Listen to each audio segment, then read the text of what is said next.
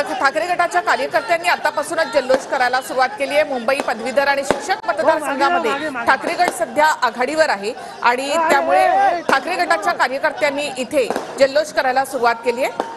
मुंबई शिक्षक मतदारसंघामध्ये जमो अभ्यंकर हे ठाकरे गटाचे उमेदवार आघाडीवर आहेत, तर मुंबई पदवीधर म्हणून अनिल परब हे पहिल्या फेरीपासूनच आघाडीवर आहे।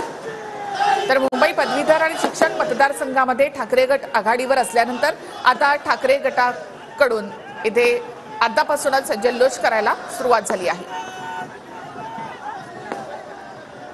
आणि कोकण पदवीधर मतदारसंघांचा निकाल जो आहे तो लागणार होता, परंतु आपण पाहतोय की मतमोजणी केंद्राच्या बाहेर ठाकरे गटाकडून जल्लोष केला जातोय, कारण अनिल परब यांचा पदवीधर मतदारसंघातून विजय जवळपास निश्चित मानला जात असल्याने ठाकरे गटाच्या पदाधिकाऱ्यांकडून जो आहे तो या ठिकाणी जल्लोष मानला जातोय। मुंबई पदवीधरसाठी ठाकरे गटाकडून अनिल परब आणि भाजपकडून किरण शेलार यांची खरं तर उमेदवारी होती। यांच्यामध्ये मुख्य लढत जी आहे ती मुख्य लढत असलेली आपल्याला पाहायला मिळत होती।